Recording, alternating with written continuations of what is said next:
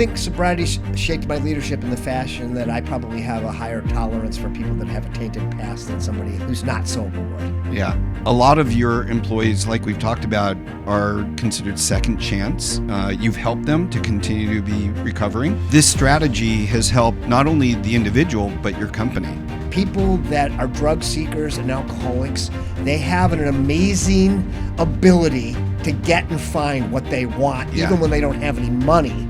And so you take that, you transfer those skills into something legitimate and legal, and they're generally more productive than somebody who doesn't have that. So they become addicted to work. And let's face it, there's a high in making a sale. Yeah. So they do get a buzz from closing a deal. So yeah, that I would say is very unique. There are probably other companies with, a similar makeup. Would you say that that's attributed to a lot of the company's success over the years? In life, there's a blueprint for everything.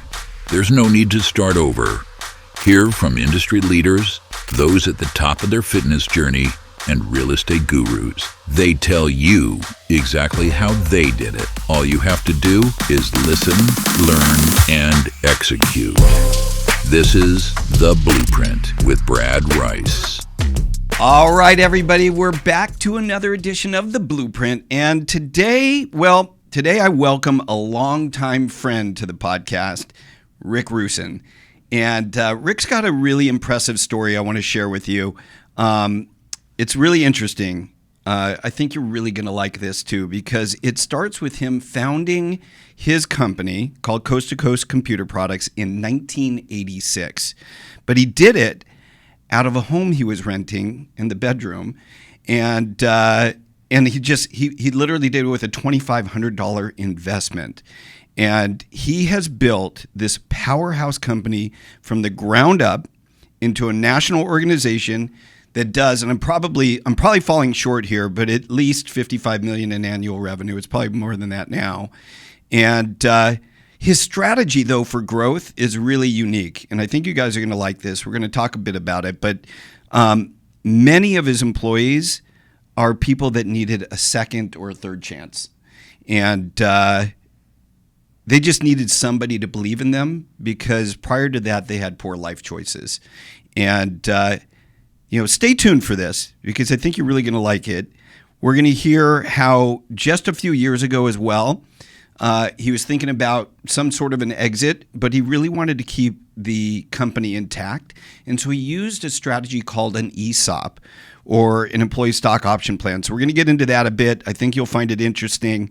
The culture, the leadership team, and all of that is going to be very interesting for you guys to hear about, because it spans decades. So welcome aboard, Rick. Thank you, Brad. Nice to be here. Yeah, awesome. It's always good to see you. We were talking off camera here just before, I was trying to remember how long we've known each other. And I think, if I really remember back, I think we met in 1994. Yeah, I don't recall. Yeah, I think it was 1994, because at the time, I had just taken a position as a loan officer in the office on Northridge next to Century 21. And that's when I met Ron. Okay. And Ron was the one that made the introduction. Yes. And I think that was during the One Source days. Wow. Yeah. That's going way back. So I remember Ron. This is Ron Kelly. He's a real estate agent and a partner of yours in some other things. But Ron at the time was a high producing real estate agent, and I was trying to get in with him to get his loan referrals and so forth. And he said, well, I've got this friend who does really, really well, and he buys a lot of property. He goes, I'll introduce you to him, and if he likes you, then I'll use you.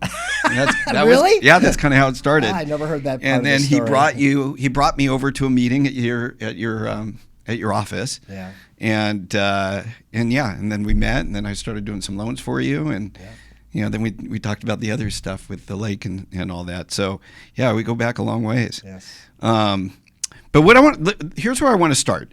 So it's 1985, okay? And I understand you were just fired for the third time, right? That's cool. And you literally took that and you turned that into the first step of starting a business from your bedroom. How do you do that? Well, let's first backtrack and just say that I deserve to be fired 3 times. Okay. I want to make sure that I make that clear.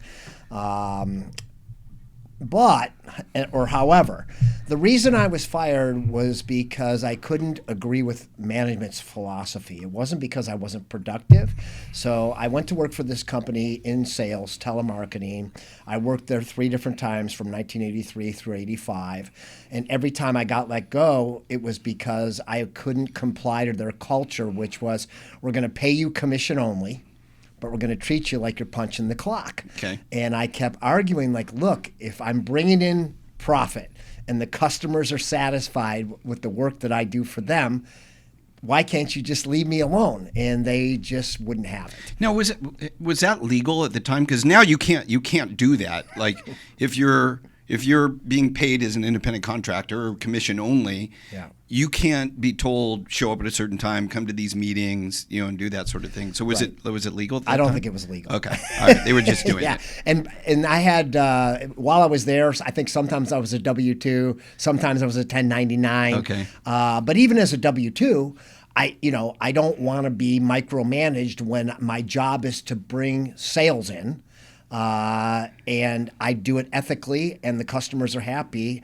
My philosophy is, salespeople are basically like entrepreneurs. Yep. They just don't want to necessarily run everything, but they want to run their customer base. And I believe in that philosophy. I haven't changed my philosophy from way back then till now. That's how I treat the people, or did at Coast to Coast when I was the CEO there.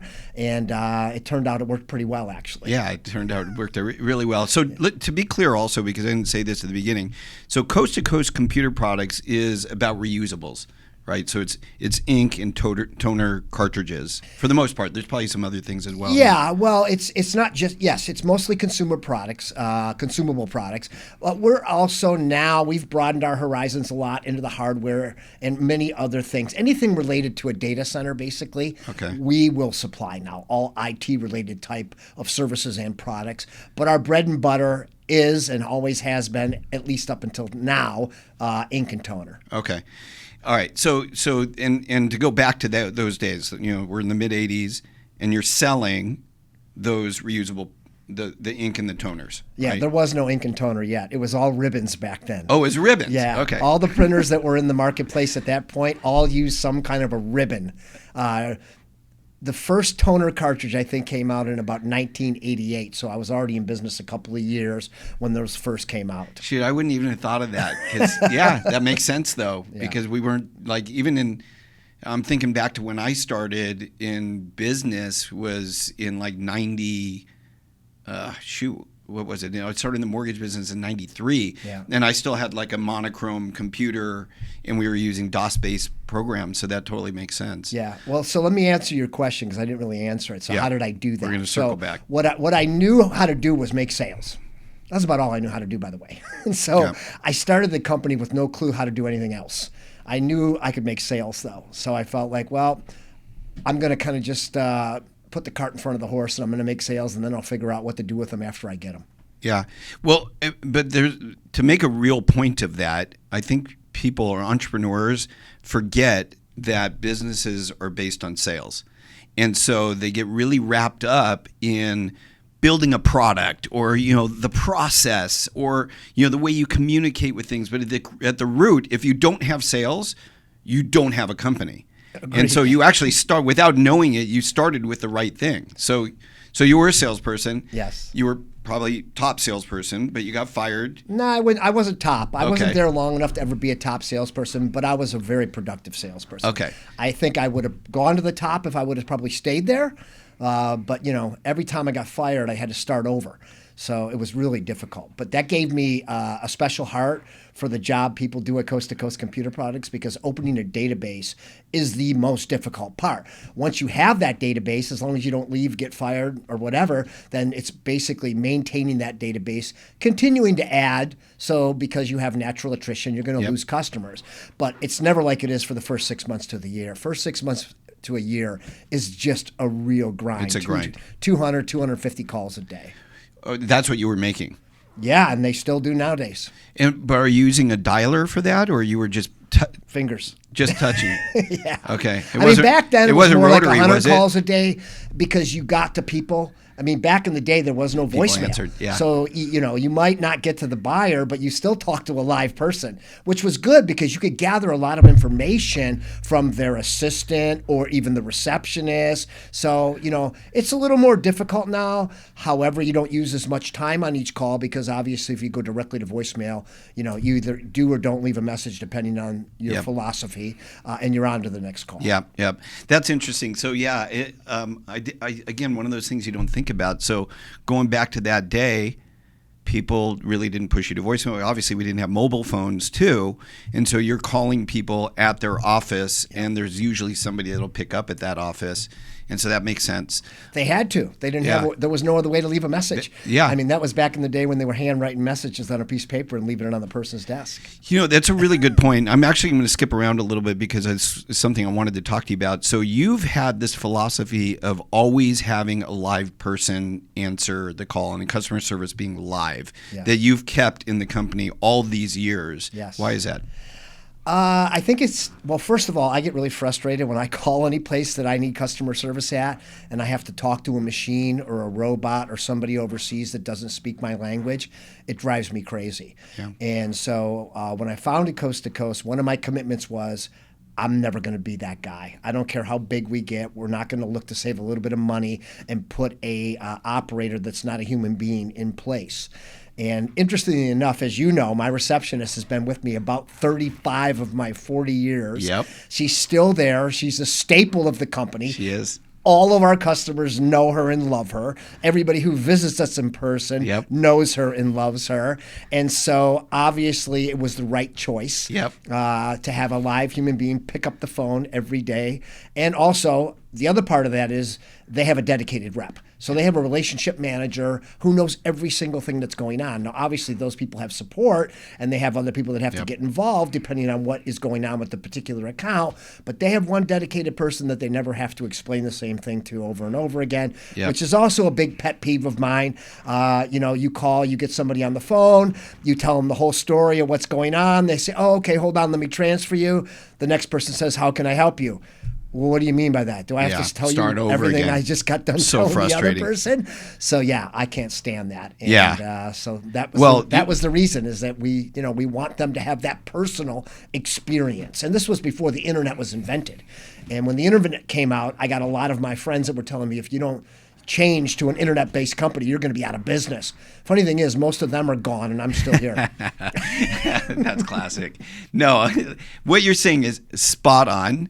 And for those people that are in business and maybe they had a live receptionist but don't anymore and that sort of thing, there's a lot to this. And by the way, you're talking about Diane, who if I call or I stop by and it's been years, Diane always goes, "Oh, Brad." And so, you're right. It really it has a large effect on the ability for your customers to feel connected and come back, especially in a business where it's reusables and you need them to come back.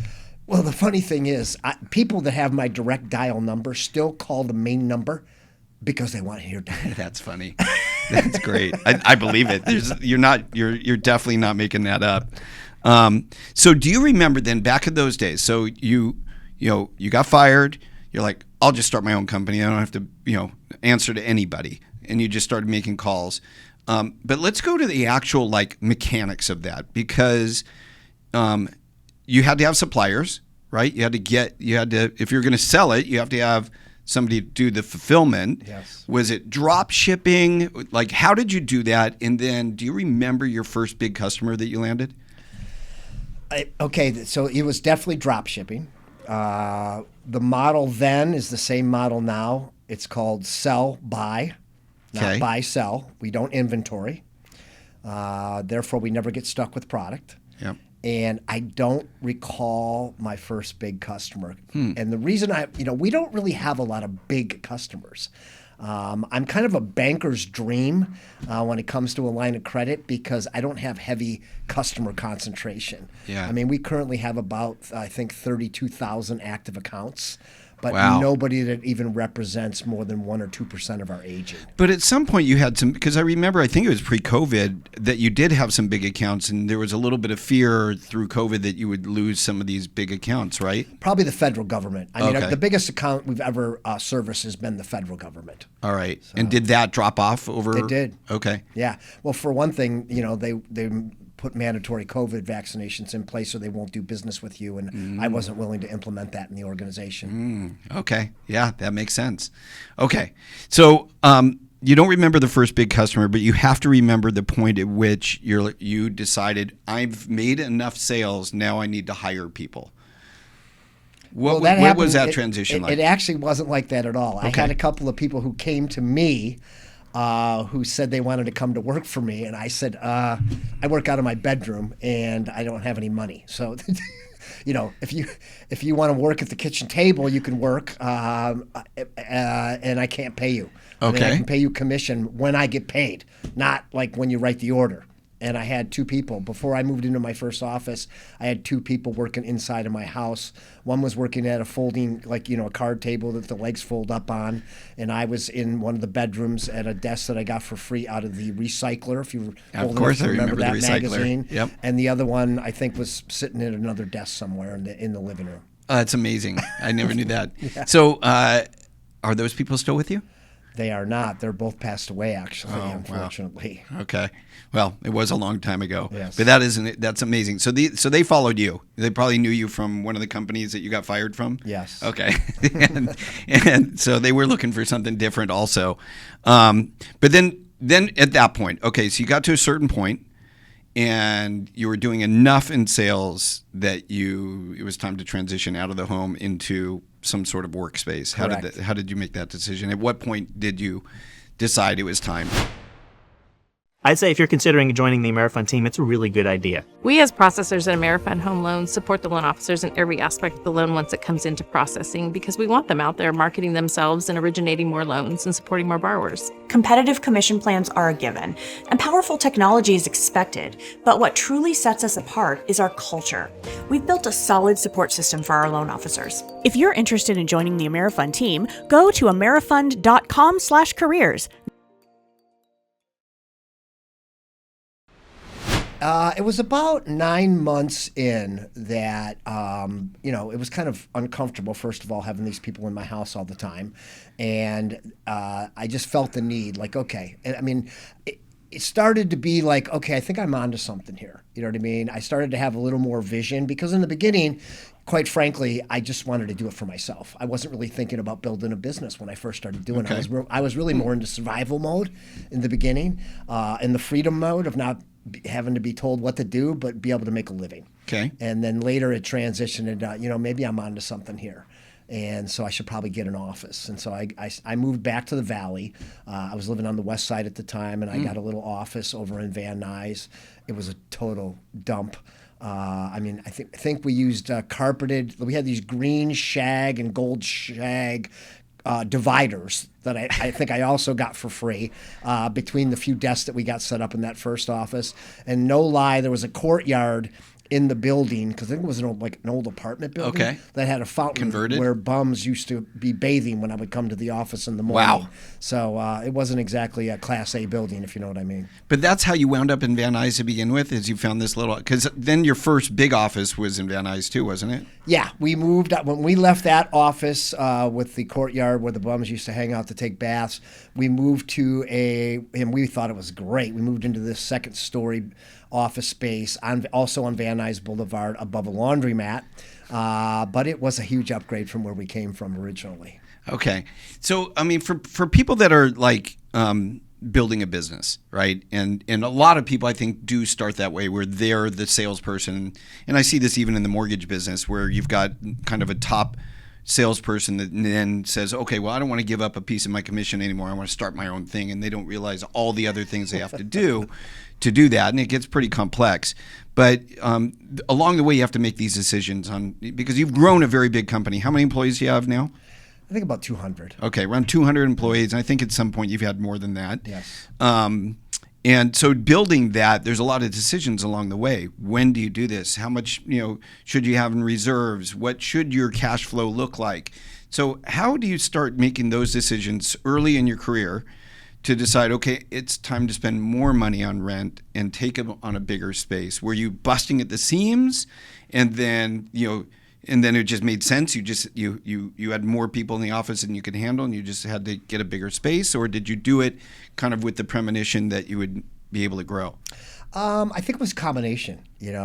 First of all, we had to get out of that first building. I mean, because it was just horrific. Yeah. When we got into the second building, we kept taking more space. Luckily, there was additional suites available, but the challenge with that was it separated people, and our sales environment is really strong when there's a lot of synergy and you can hear all the other salespeople working. It creates a much better environment. So I think the main motivation to move out of that particular building was, yes, we were outgrowing it. And the bigger thing was that we were separated. We had, multiple suites, but they weren't connected.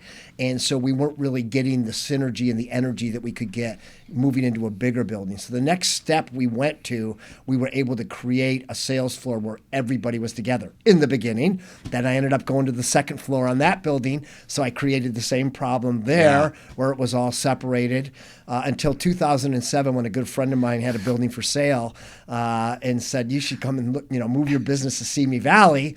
And I said, I can't do that. I got people driving from all over the place. But then when I walked into this beautiful, magnificent building that I could not have designed as well myself if I wanted to for my particular business, it was a game changer.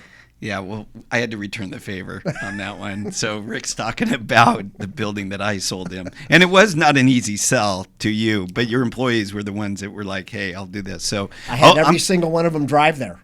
Yeah, you did. Because I didn't want them, I didn't want to I don't want to make them mad, basically, You've always built your business around your employees, which is a testament to why it's been so successful and why you've had employees, part of the reason why you've had them for decades. Yeah.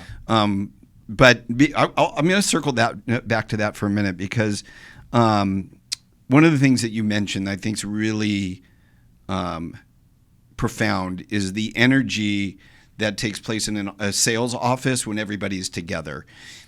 And I know, for one, we don't have enough of that anymore. Me as in my company, and even in the mortgage business, it's become decentralized. A lot of people work from home. Yeah. We've become kind of a business where people are in different states, and they operate in different states and different licensing and all that sort of thing. And so you don't get those same synergies, and you don't get the same connection to the company either. Yep. And so you came into my office today, and there'll be days that we'll have, it's not a big office. We're 2,500 square feet, and there'll be days here where we'll have, maybe 12 people, 13 people, something like that.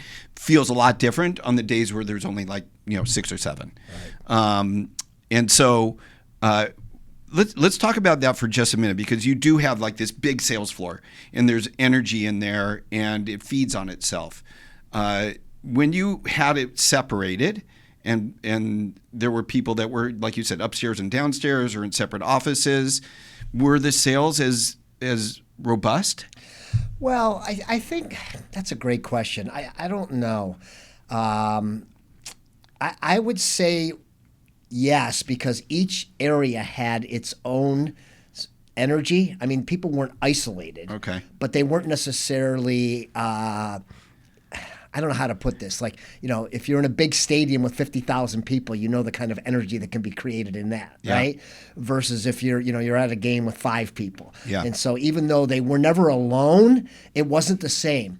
They might get a great order on the first floor, and they're walking around high-fiving each other, and maybe even, half a dozen people listen to the call because they had the ability to just turn on a speaker at their desk when they were landing a big deal and get everybody to come, hey, gotta come over and listen to this.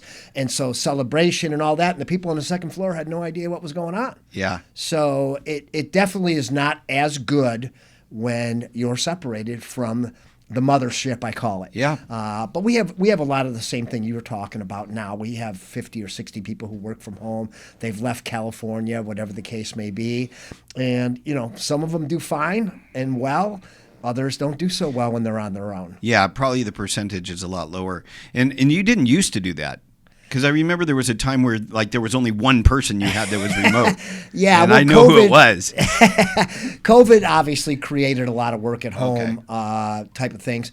And, technology too. Yeah. As technology's gotten better and better, we've been more willing to let people leave and work from home if they have a good reason. If it's just, I don't want to be in the office, that's not a good reason. Okay. If it's, I want to move to Idaho because, I can afford twice the house out there and I want my family, to have a nice home and be able to go to public school and I can't afford to do that here in California. Yeah, And that makes sense. That's a good reason. So in a decentralized sales situation like this that you're describing, where there are some people that are working from home, how do you keep them connected? Well, we still do, Kathy, of course. Yep. Kathy still does a motivational meeting every morning, and she opens it up on Zoom. Okay. So the people that are working from home or, in any other remote location can still at least connect that way. Do they do it? They do, some. Okay. Not everybody. And the only other way we can keep them connected is everybody can see exactly what's happening on our sales board. Back in the day, we used to go up and write it up with a magic marker. Yeah. Now it's all electronic. They're posted around the building, but they're also on everybody's desktop computer. Okay. No matter where they're working, they should or could have the sales board there, which is being updated, live as every order is submitted all day long. They can see what people are making. So it's like a leaderboard. Yes, it and is a it's leaderboard. designed for motivation. Absolutely. So that's another way you do it then. Yep. Okay, so you've got trainings or motivation every morning. Yep. I imagine trainings as well. Yes. How do you train people or onboard and train people when they're remote? We don't really do a lot of that. Usually the only way to go remote, you've already got to be trained. Got it. The exception to that would be if you've got a lot of industry experience and I've got a team leader that's willing to take the time, because then it becomes like one-on-one training. But, we also have what we call Coast to Coast University. We've tried to get a lot of our training onto our website so that they can basically download it and go through it as an at-home curriculum rather than having it to be customized one-on-one training every single time. Yeah. So that's helped with keeping our remote people up to speed on our training. So it's a type of training that you've created then online where they have to go through, then do a little test, then move to the next section and do a test and that sort of thing? Okay. Not always testing, but yes, they have to go through the curriculum. And we record a lot of our sales presentations so they can listen to the top people, basically, their live calls when they're recorded. Yeah. So they can pick up a lot from learning and by listening to the live calls. Okay, that makes sense. Yeah. You mentioned this a minute ago about you said you could, when you're in the one office and somebody's making a sale, sometimes they can turn on the machine and hear the other side. So that reminded me, because I think you're the one that introduced me to that. We had those little black speaker things with the orators. But it wasn't like you just plug it in and get it to work. You had to take the wires out of it and hardwire it to get it. We had those too, because that's how you did your training. And I remember being at your office and going, that's genius. Yeah. And so when I would do my sales, and I had my salespeople, I would turn it on so they could hear both sides of the of the conversation. Yeah, I think we still have a couple left, but slowly but surely IT has begged us to get rid of them. Right. Because you do have to open up the phone and hardwire it every time.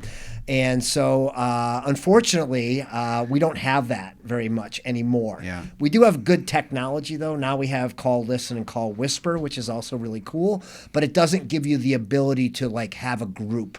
I mean, there are many times in our training room where we would have 6-10 people. Yeah, and they can hear listening the to call. a call Yep. and taking notes and learning from it. And I got to tell you, that probably led itself to a lot of your early success with salespeople is listening to those calls and how to close and the selling signs and all that sort of thing.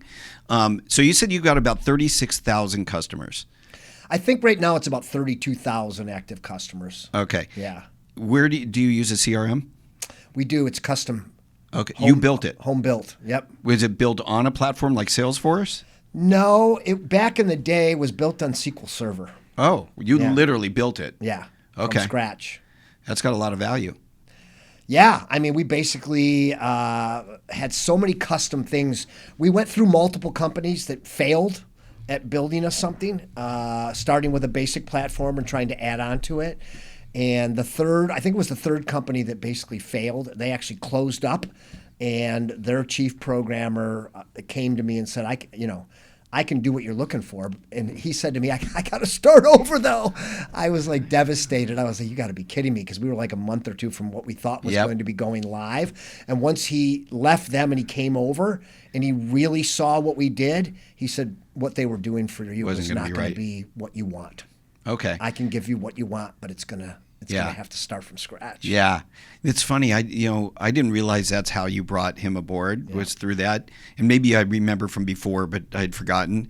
But I had a very similar situation where I'd spent $500,000 on a software, which honestly today still doesn't really exist. But it was one to combine the mortgage process, which is highly complex and regulated and all these things that you don't want to get into, but it would combine that with the CRM, so they would be one system as opposed to trying to extract data and then put it into something else, and it was never right and didn't update properly and all that. And they went bankrupt a month before our launch. Yeah. And so I remember that. It was devastating. Yeah. No doubt. All right. I want to talk about just for the average consumer, ink and toner. There's a lot of products out there that are private labels. How do those measure up to OEM products? Well, that depends. There's a broad range of quality when it comes to what I like to call compatible products, right? So, and this is also a moving target. So when ink and toner, when the toner cartridges came out in the 80s, you basically had two choices. It was the OEM brand, which I jokingly call HP the highest price, or the remanufactured. So there were a lot of people that opened up manufacturing facilities at that point where they would collect the empties, the first spent, and they would basically clean them out, put a new roller in and put new toner in and send them back out for a fraction of the price, and they worked pretty good. Okay. Nowadays, with Chinese product and stuff that's coming into the country, you've got you still have remanufacturers, but they're far and few between in the United States. I partner with one of them because I want American-made product available to my customers if they're willing to pay for it. It's not going to be as cheap as something that can be built in China, though. Okay. So in China now, they're building brand new builds for a fraction of the price of what the OEM can build for, and selling that basically as a compatible, but it's not even reusing the cartridge. I'm a big fan of reusing the cartridge because this is a major thing that ends up in landfills. It takes 400 years to break down, but you've got to be competitive. So nowadays, I look at it as we have three separate lines. We have the OEM line, which if you want brand name stuff and that's all you care about is I need the name. And that's the most expensive. By far. Okay. Yeah, we can take care of you. No problem. We're basically licensed to sell every leading brand name on the planet. If you want the cheapest product, but you want good quality, we can get you a Chinese product, brand new build. Okay. It's going to work probably just as well. Really? Yeah, in most cases, it's going to work just like as many print jobs and all that sort of thing too? Yeah, and in some cases even longer. They make long life versions of it. My favorite is still remanufactured product made right here in the USA, where you're going to get a product where we're reusing some of the parts. We're not making the footprint into the landfills that we would if we were throwing it all away. And in that case, we guarantee it's going to be as good or better than the brand name, and we give you twice the warranty on it. Oh, okay. So you're paying a little bit more than the cheapest price, right? But you're getting way more value out of it with the warranty and so forth. Because I imagine there's got to be, with the cheapest product, there's got to be like one every X number of them that's just not good. The failure rates, it's a fraction bigger than the OEM possibly. It's not real bad though. But let me just say this: there are different manufacturers. Now, I don't source from anybody. That's, if we get somebody that we're getting a high failure rate from, they're going out of the vendor list. Got it. We're interested in OEM quality only. So we try to partner with only manufacturers and distributors that are going to have OEM quality and be willing to back that up with an OEM quality type warranty. Got it. And by the way, like with and we don't use, we really don't print much anymore. We used to, the mortgage business used to be like the heaviest of all of them, right? And we just don't. It's all electronic. But the ones that we do, we've used your coast to coast product. That's just all we get now is just the coast to coast product, and never. I mean, honestly, it probably lasts too long because we don't order that much. Well, we'll look up your account, make sure we cut you back to the regular life instead of the long life if they're on the long life. And I do want to say that throughout this process over the last 40 years, there was a time when even in the remanufacturing world, there was a dramatic difference in the quality available. Yeah. I mean, you have Phil working in his garage refilling cartridges. He's drilling a hole in it and just pouring new toner in it and then patching up the plastic. No, that's not going to That's not how it works anymore. So, I partnered with, at one time, there was a really good manufacturer here in the San Fernando Valley that employed over 1,000 people over there by Anheuser-Busch, and they really did it right. Okay. You know what I mean? They really put a quality product They're together. not around anymore. No, they sold out to one of the other bigger companies eventually. Okay. And that company is still in business and a big player in the marketplace. Okay. But they moved their manufacturing mostly to Mexico and other places too. Well, that's good to know because I don't think that that's been the case traditionally. At least people that have bought your reusables for a long period of time, we've kind of recognized that the stuff that was not OEM wasn't really working that well. Right. And so to hear that it really does now, you can save the money, that makes a lot more sense. Yeah. So you've spoken about the role recovery and the 12-step program in your own life, and it's kind of ingrained in the company culture, right? So how has sobriety shaped your leadership? I think sobriety shaped my leadership in the fashion that I probably have a higher tolerance for people that have a tainted past than somebody who's not sober would. Yeah. If I had to sum it up. Yeah, that makes sense. A lot of your employees, like we've talked about, are considered second chance, and you've employed them and you've helped them to continue to be recovering, right? And I think you have meetings every week in your office, and this strategy has helped not only the individual but your company. Can you talk a little bit about that? Yeah, we've had a 12-step meeting every Tuesday for, 25, maybe 30 years. I don't remember when we originally started it. It was started kind of as an accident, somebody that was like going through a really tough time medically that wasn't making to meetings after work. I think it was... I can't remember actually who came up with the idea, but it only takes two people to have a meeting. So they said, well, how about if we just have a meeting in your office? And I walked up there one day and it was two women. And I said, oh, is this a woman stag? And they said, no. And then I was the third person at the meeting. And next thing you know, it started growing. And we had a lot of other people that were in recovery. So it doesn't get any more convenient than walking, 20 feet from your desk during your lunch hour to be able to get a 12-step meeting going. And that's since expanded to, we have a Bible study there now. I mean, there's every morning for 15 minutes, there's a Bible study. Monthly, we have a speaker come in and talk to a group of people that volunteer to come as a Bible group and so on and so forth. So that's been, I think, really instrumental because it gives people, first of all, if they're an addict or an alcoholic, they don't have to be secretive about it. It's one of the things that they can actually be transparent about at work. And they've got, once they realize there's other like-minded people in the organization, they've got somebody that they can go talk to that they might be sitting at the desk next to them or maybe 4 desks over or whatever. So it creates kind of another community of support for people that have struggled with drugs and alcohol or maybe other things as well. Yeah, it's really worked because of, you can see the longevity of your employees, and most of them are, recovering.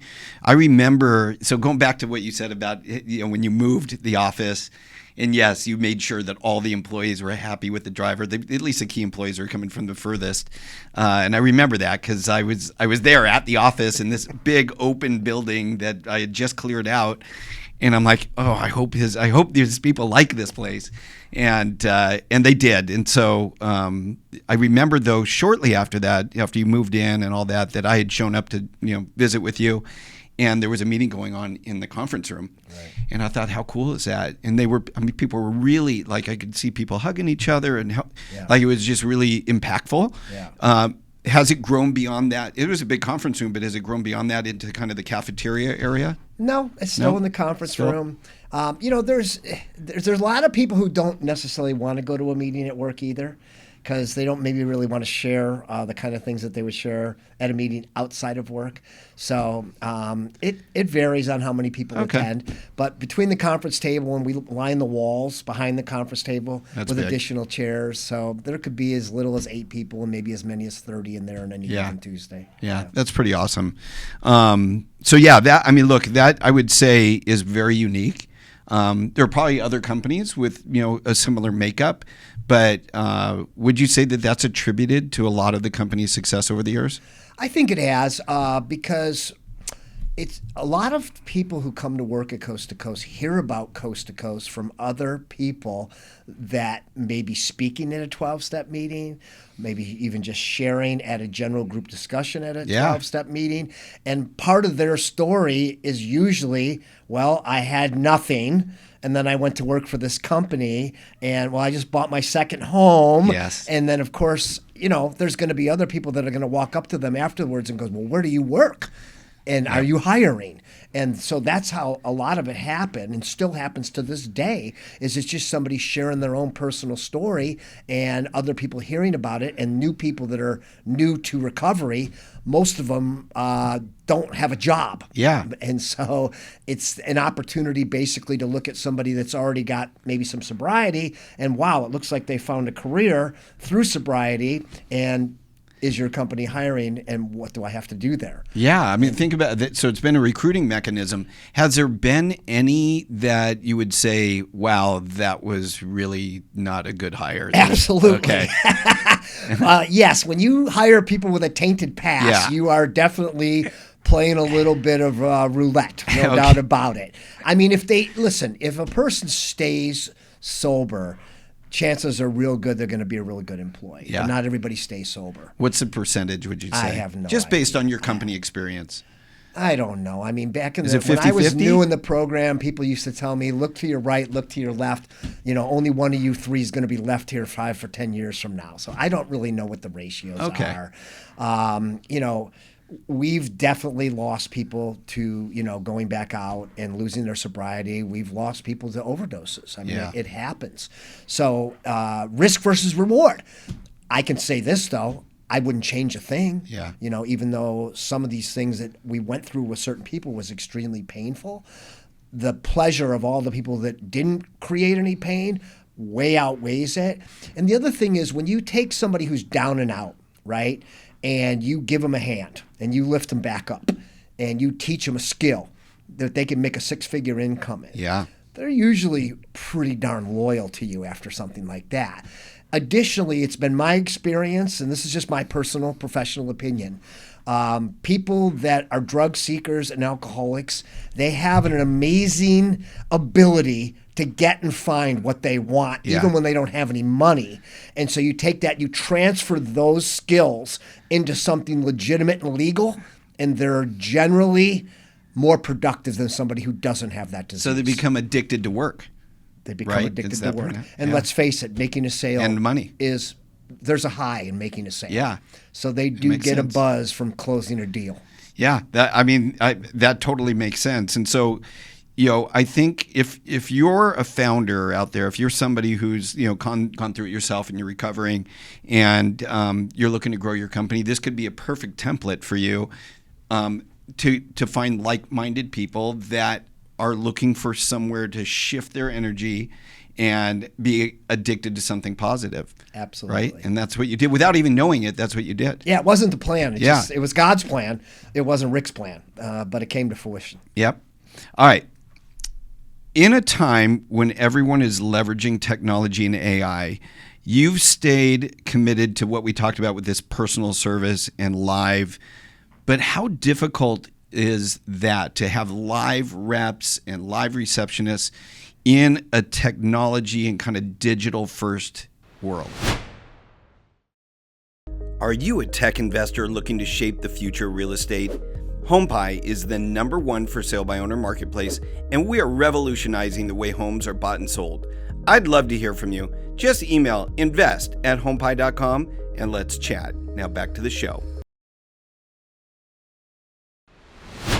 Well, for right now, I don't think it's difficult, because until people don't want to ever talk to people again, I think we're fine.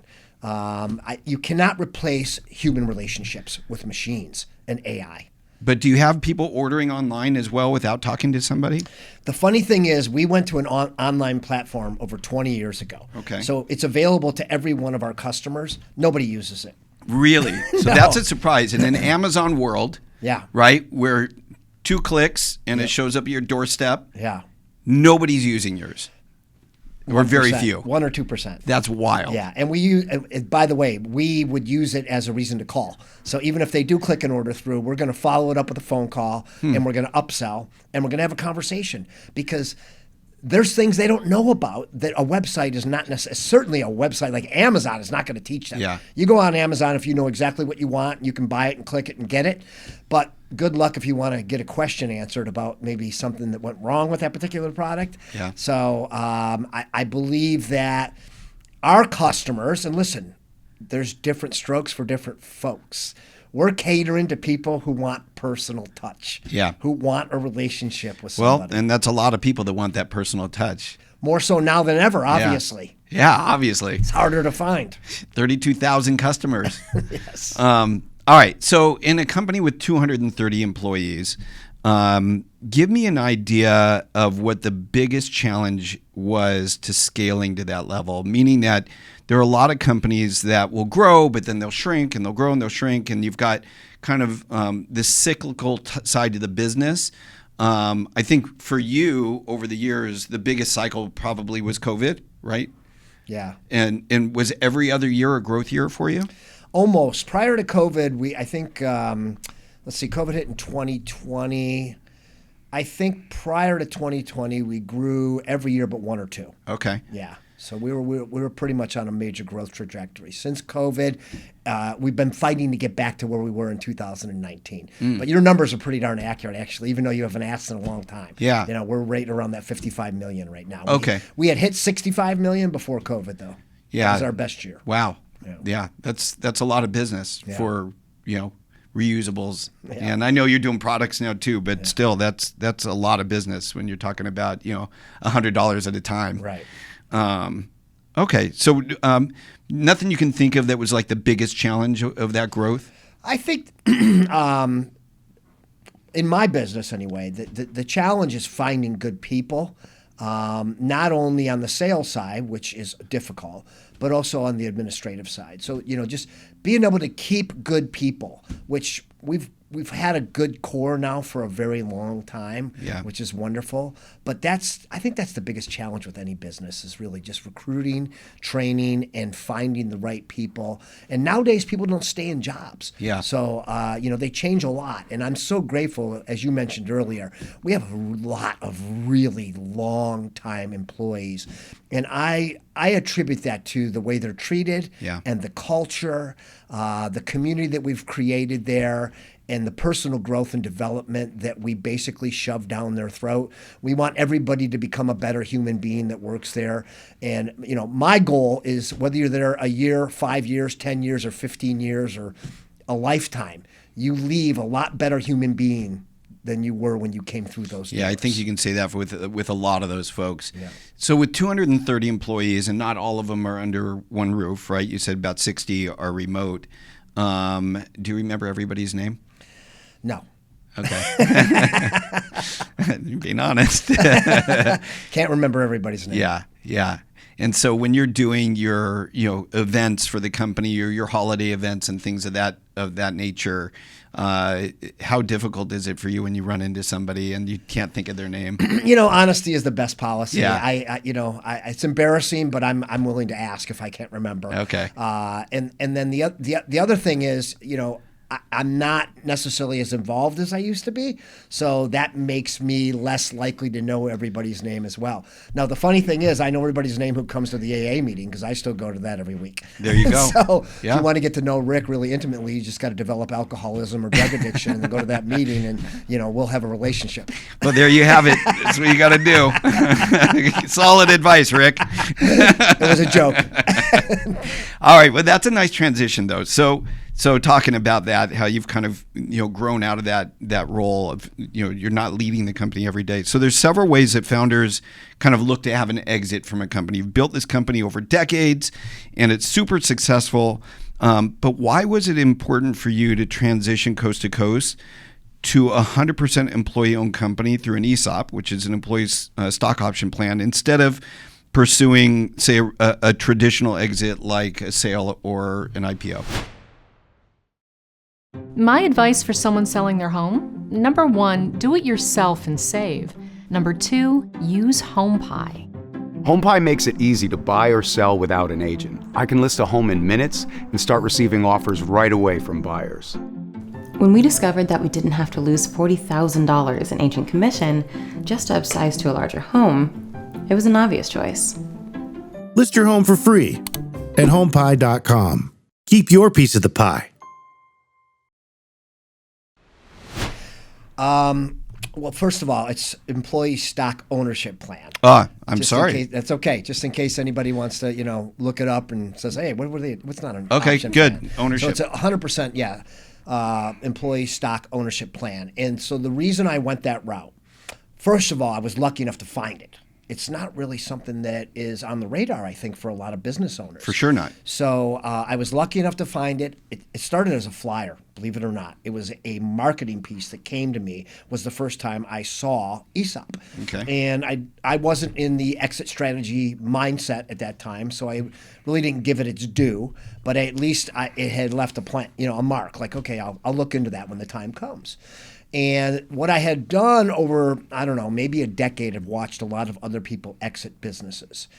And I saw a pattern that I did not want to be a part of, which was they leave the company, they sell the company, they do really well, but all the people that helped them become very successful a lot of times don't do so well. Mm-hmm. Maybe the culture comes in, or the new ownership comes in and the culture changes dramatically. Or, listen, I can tell you for a fact, if anybody would have bought Coast to Coast from outside, they would have cut the pay.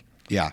Of a lot of people, starting with Diane. She's probably the highest paid receptionist on the planet, just from basic raises every year, right? Yeah. When you've been there that long. And so that would have broke my heart. So when I dug into, when I decided, okay, I want my exit strategy in play, and it takes years sometimes to exit. Yep. Right? Even if you're going to go the traditional venture capital route, you're going to, create a book and you're going to put it out on the open market and look for, suitors, maybe somebody in the same industry or maybe somebody outside the industry. It's a long process. Yeah. So I brought a consultant in first to tell me, what do I need to do? And we talked about, selling on the open market. We talked about ESOP because I knew what an ESOP was. I also spoke to a couple of my advisors about the ESOP, and they made recommendations of companies who do ESOPs. So I interviewed a couple different separate companies that perform ESOPs to see what, their belief system was and whether we were a candidate or not. Mm-hmm. And it started with a feasibility study of whether we were a candidate. So that's step one. And most ESOP representatives will do that for free. Okay. So it doesn't cost anything for them to come in and really look at your business and find out, are you a candidate for an ESOP sale? Yeah. And that's going to have to do with how many employees you have, what your revenue is, and all those, different factors that they're going to weigh in. Okay. What attracted me to it most was the fact that nothing would change. Right? I would not own any of the company anymore. Oh, none of it? Zero. Okay. Yeah. Oh, you don't have to go that route, but I was choosing to sell 100% of the company. Okay. So when the transaction was completed, the company was owned 100% by the employees. So that's by the current employees that were working at the time? Correct. How does that work for new employees? So basically, an ESOP is a qualified benefit program. Okay. Just like a 401k. So all employees that come to work at Coast to Coast after a 1-year waiting period are automatically enrolled into an ESOP, just like they would be auto-enrolled into a 401k program. And from that point forward, there's a vesting period just like a 401k. It's a 6-year vesting period. So the stock's being allocated to you as an employee on an annual basis. Based on your productivity, on your Yes, your good income? Question. It is. The max income is $275,000. The lowest income would be whatever the minimum wage would be for the number of hours required, which is 30 hours to get benefits, right, per week. And so, but you do reward the people that are more productive. Got it. So the stock is issued based on your production, up to $275,000. So how did it work? So the snapshot in time of when you did this, you had X number of employees, and they were earning at various amounts. How did it look for them as to their initial shares that they got? Did they get any out of the gate because they were already they had already been through the vesting period, or did it start then? How does that work? Okay, so that's a couple different answers on that. When the transaction was completed, yes, there was stock issued to people immediately. However, the stock had little or no value because it had so much debt. Okay. Right? So it starts off with the company having a ton of debt. Is that the debt for your payout? Exactly. Okay. So I want to talk a little bit about where that comes from. Here are the pros of an ESOP. The pros are nothing has to change.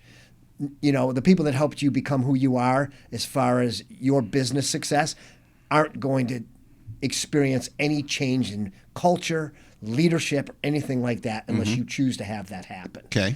The other pro is they now have more vested interest in the company's success than they ever had before, because now they're the owners. Yeah, complete alignment. It's a different mentality of like, I work for you. I jokingly tell them, and a lot of them still don't get it. It's been over 6 years. I work for them now. Yeah. I am a W-2 employee at that company still. I'm part of the ESOP. They're paying me less than $275, so they've got more shares than I have. And I literally... Oh, so you're earning shares as well? Yes. You sold them all, but you're earning as an a employee. W-2 employee, I'm there, so I get my shares too. Got it. Allocated Interesting. accordingly. Okay. Yeah. So that's another pro. They now have ownership of the company. And they obviously should be more vested than they would be as somebody who's just, it's just a job to them. What about board of directors? Board of directors, if I chose to, which I did, I was able to appoint. So, okay. Yeah. And I stayed on as chairman of the board. 2 other board members, 1 internal, 1 external was required. Okay, so there's 3 board members. Yes. So, potentially you could get voted out. I could. And you could get fired. I could. Okay, got it.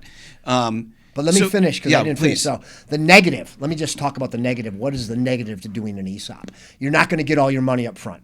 Okay. All right. So if somebody comes in and buys your company and writes you a check, you've got all your money. You got no worries, cares. You throw them the keys and you're out the door and you're gone. Right. You aren't going to have that with an ESOP. Most of the time, the bank is willing to finance 40 or 50% of the total purchase price. So as an owner, you're going to carry a note in the second position behind the bank's note. Now, here's the positives of that. You get interest only while the bank is being paid back. Generally, the term is 5 years that banks are willing to do on an ESOP. Okay. And you get a higher interest rate because you're in second position, and you get warrants for taking a second position. Okay. So you get another bite of the apple after all the debt is paid, then those warrants come due. So that would be the negative. If you're looking for all your money up front and you don't feel good about the trajectory of the company or where it's going to continue to go, then an ESOP might not be a good choice for you. And what about valuation? How is that determined? So valuation is determined by, as soon as you decide to do an ESOP, a trustee is appointed to represent the employees. They're now the buyers. Got it. So they are represented by a professional trustee who does basically nothing but ESOPs. They hire their own independent evaluator. You hire your own independent evaluator as the seller. They go to battle, and they come to an agreement on what the fair purchase price is based on EBITDA and a multiple. Okay. Which would be traditional for that kind of business and industry. So you're still doing like a traditional valuation, but the bank's coming in financing the buyer's purchase, which is the employee's purchase, at the rate of around 40%. Yes. As far as cash goes, the rest you're taking a note back. Has it been 5 years? We actually paid down the bank note early. Oh, okay. I started collecting principal and interest, I think, at the 3.5 or 4 year mark. Okay. So as soon as the bank is paid, then you go on principal and interest. And this is another great thing, right? So that's a 5 year note. However, let's say the company got in trouble. I mean, COVID hit like You didn't 6 know? months after I sold the company, right? Yeah. Fortunately, we made it through COVID pretty well. But if the company were to get in trouble, obviously I have the right to extend my loan. Mm-hmm. So I could take some of the pressure off the company cash flow wise and extend my loan out if I needed to do so. Right. Which is another kind of a safety net for the company, so to speak. Right. Is the debt is to me at that point from the 6th year forward, and I've got the ability to adjust that if I needed to. Got it. To help the company out. Yeah, so it's pretty flexible from that point of view. So in your case, then you'll probably be paid out entirely in the next year or two? 2028. Yeah. Yeah, early 2028. Okay. Yep. So you potentially could have had a 10-year payout. Yeah. With half of that being interest only, but it was accelerated because the company's done well. Yeah. Decided to save that money on interest on the bank loan. Potentially could accelerate your loan as well. Yes. And save that interest. And then how are the profits divided? Well, let me just, I got to tell you my elevator pitch to my employees, Okay, right? go ahead. So while I was going through, because it was about a 2-year process as I was going through this, and I'm getting educated and I'm understanding exactly how it's going to work. This is an important thing for everybody to hear. ESOPs are tax exempt. You pay 0 federal income tax as an ESOP. That's a big deal. And many states are also tax exempt. California, of course not, but it's only 1.5%.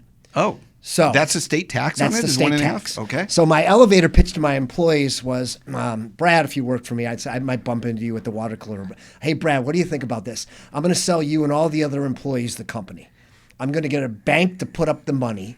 You don't have to sign for the loan. You don't have to guarantee for the loan. And I'm going to get the IRS in the state of California to make the payments for you. And the general response was, Rick, I thought you stopped doing drugs.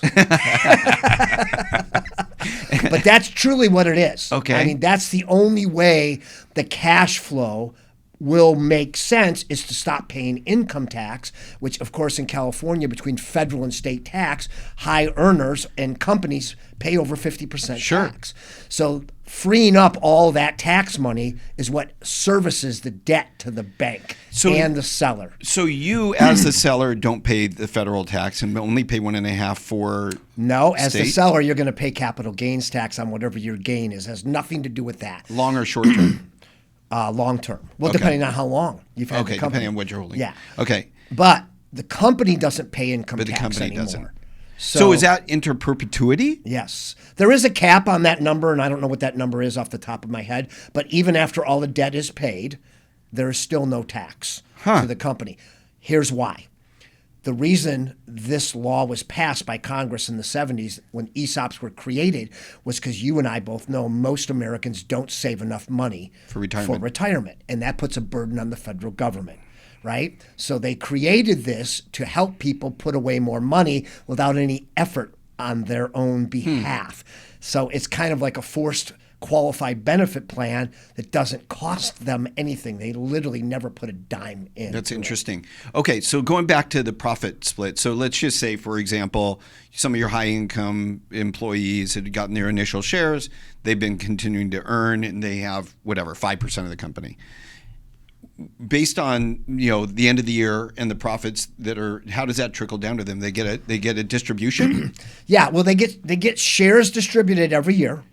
Okay.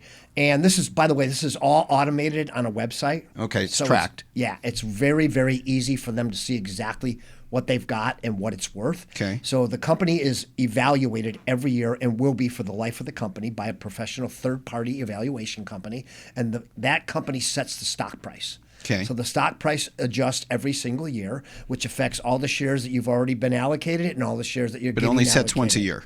Once a year. Okay. Yeah. So and basically those shares are distributed back to the payroll. It's based on W-2 payroll as to how many shares will be distributed to each individual person that particular year. Okay. But so now you've got the shares, you've got your price per share, you've got your little piggy bank of your ownership. Right. How do you tap into that as an employee? How do you tap into that for cash? You do not tap into it for cash.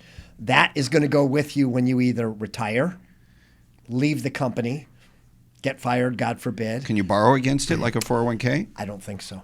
Interesting. Okay. Nope. So it's truly there for your retirement. Yes. Huh. Okay. So the hope is that, these employees are there for a long period of time with you, that they literally have like something in addition to the 401k that becomes a big nest egg for them. Absolutely. Okay. And it historically outperforms 401ks. Is it invested in something as well, or is that it just sits there as cash earning interest or whatever? Yeah. Okay. It doesn't. Yeah. It's not being allocated to anything else. It's literally shares of the company. So whether it's going to grow or not is based on whether the company grows or not. That's it. Yep. Strictly. Okay. Yeah. Really, that's super educational. And I know that there's, if you're a founder, if you're somebody that's thinking about exiting and you haven't thought about the different ways to do that, this is something to look into. And corrected, employee stock ownership plan. I'm used to the option plan because in the tech world, there's typically employees get options. But that makes sense. Thank you for sharing all that. Yeah, and let me give a shout out to BTA, Business Transactions Advisors. That's who I chose to represent me as a seller. And they're still in my corner. Like, they're still available to me. I pick their brain on a regular basis on an ongoing thing to make sure we're doing everything we should be doing as an ESOP. Just a total wonderful experience from A to Z. And still to this day, I just get fantastic service from them. Thanks for sharing that. I think that's great to be able to share that information. Maybe we can put that also in the pod notes. All right. So 40 years in business, built this fantastic company, had a fantastic life. I mean, you travel, you do all sorts of active things. You're extremely active. You're a good friend. What is the thing you're most proud of from all these years? Well, there would be two. I have to say two things. Okay. The thing that I'm most proud of business-wise is my ESOP sale. Yeah. Yeah, that's my biggest accomplishment of my business life, even though it basically happened on one day. Yeah. It is the thing that I brag about the most. It is the thing that I'm most proud about. And it is the thing that I share with the employees on a regular basis, that it meant a lot to me to be able to, I gave them the company. Yeah. I mean, basically, You did. I gave them the company. Yeah. But it didn't really cost me. I got probably the same thing I would have gotten if I wouldn't have given it to them. Right. So it was win-win. It was the right thing to do. My other biggest accomplishment is my spiritual growth, just my relationship with my Heavenly Father. I dedicated my life to God a little over 39 years ago. So this is God's company. Yeah. And always has been. It's been referred to as God's company. And we're in the middle right now of doing a docudrama series about God's company, because I want to expose other CEOs and business leaders to the culture that we've created, in hopes that there will be other people that will embrace that. Because if you would just open up inside your organization, you've got somebody that's hurting and somebody that's in recovery. And that's all you need. If you have one person in an organization that's willing to take the lead and start a meeting or start a Bible study and give people an opportunity to connect at work into that type of resource, it could be very, very big for your organization. Yeah. And certainly good for the people that are already there that maybe don't realize there's other people that might be similar to them inside their organization that nobody's willing to talk about. Yeah, no doubt. That's pretty profound. You said 39 years ago. There was something that happened 39 years ago. What was that? I got clean and sober off of drugs and alcohol. That's right. 39 years. Yeah, coming up on 40. And we did the company. The funny thing is, it was 85. I founded the company before I got sober. Oh. But that was September 1st of 1985. But then I got stabbed defending a keg of beer on October 31st, 1985. So the company was temporarily shut down. Yeah. And then I got sober in January, and the company basically reopened. So it was 1986. But the DBA is September 1st, 1985. Amazing. So I don't want to skip over that so quickly. You said I got stabbed because you got stabbed defending a keg of beer. Now, I know this story, and I want you to share it. I know this story because the first time I saw you without a shirt on was on your dock at our lake, and I go, "Oh, what happened to you?" Because it looked like you may have had surgery because you have this, kind of wound down the middle of your stomach. Yes. And you told me the story, but for everybody here to know, because think there's a pivotal moment in everybody's life, right? And this was that pivotal moment for you. Kind of. I had already been told that I might have a problem, prior to that particular evening, and I had been exposed to a 12-step program. But unlike any other disease on the planet, alcoholism is very unique in 2 ways. Number 1 is it has to be self-diagnosed. And number 2, it tells you you don't have it. It's the most unique thing on the planet. I mean, it'd be great. And my prayer is someday you could go in and get an MRI and the doctor could show you a mark on the MRI that goes, you have an addictive personality or you have alcoholism. And then you wouldn't be able to debate it anymore. But that's not the way it works nowadays. Nowadays, it's a self-diagnosed thing, and it comes with telling you you don't have it. So I had been to AA. I didn't believe I was an alcoholic. I had the denial part going, so I stopped drinking, which is the great obsession of most abnormal drinkers. I'm going to control and enjoy my drinking. I couldn't do it. And on that fateful night, Halloween 1985, I drank a lot. I did some drugs, and I was living across the street from a housing project at the time. And the guys from across the street kept coming over and filling up pitchers of beer, and after about the 3rd or 4th time when we told them they were done, they were willing to fight over it, and basically a fight broke out with multiple people from the party and from across the street, and I was one of the unfortunate ones that I was rolling on the ground with another guy, and his friend stabbed me from behind. Didn't feel it, didn't know what happened, but it almost killed me. That scar you talked about on my doc was because they had to go in and do exploratory surgery, and it turned out I had a lacerated liver and a lacerated diaphragm, and I'm lucky to be alive. Yeah. And so, it was definitely a turning point shortly thereafter that I needed to do something different. Yeah, and that was the turning point for sure. And speaking about turning point, we obviously experienced Charlie Kirk's assassination last week, and turning point, and we're all fortunate to still be here, those that are still here, right? Yes. So, all right, Rick, to kind of summarize everything, you've had a fantastic run. You built this great company. You had a very unique exit using an ESOP. Thank you for sharing all that with us. It really does give, I think, our listeners another thing to think about. Also, just something to think about as far as employees you might have. If you're the leader of a company and you've got employees, somebody is struggling, and if you can, and I can't wait to see this docu-series. I want to hear more about that. But if somebody wanted to reach you, if they had questions about this, or even order some products and so forth, how would they reach you, and what website can they go to? Well, they can go to the website, which is www.coastcoast.com.